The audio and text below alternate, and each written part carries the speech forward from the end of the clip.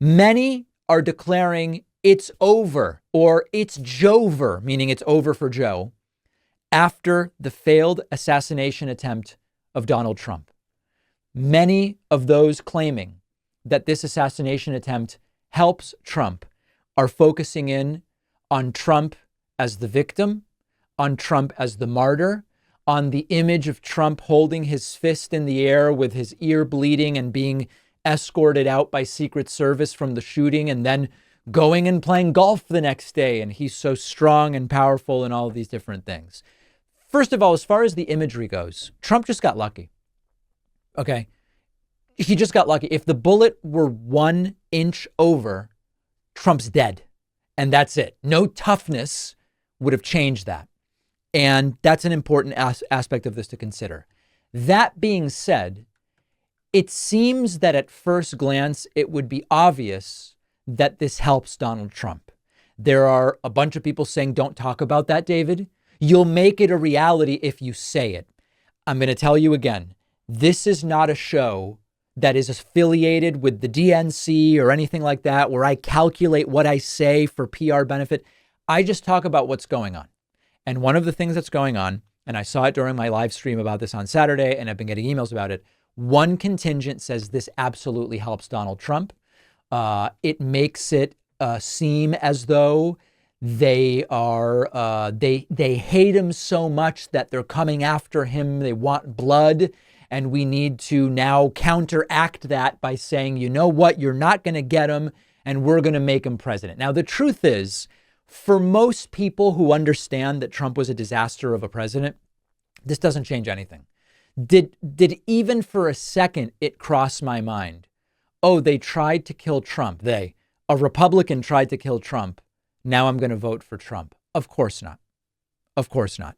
And I've heard exclusively from people in my audience who say it doesn't affect my vote, but I do think generically this is probably good for Trump. I think if you want to make that case as strongly as possible, you would say that there are sort of people on the periphery, right-leaning folks who didn't really like Trump, who were thinking, maybe I'll vote Trump, maybe I stay home. There's probably a group of those people who say, you know what, even though Trump's not my favorite, I'm a Republican, Trump's a Republican, I'm going to show up now because I see that as fighting back against this attempt on Trump's life. Okay, that's a possibility. There's another side to this, though. And the other side is this again reinforces chaos follows Trump.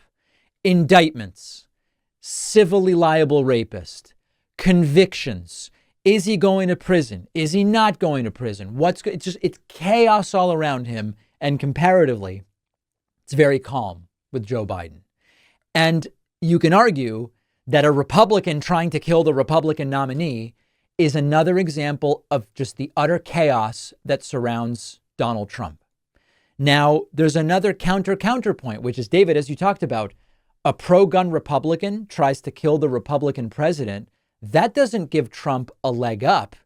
It makes people realize the Republican Party is completely broken. It's non-functional. And therefore, this actually dissuades me from voting for Trump. I'm extremely concerned about what happens next.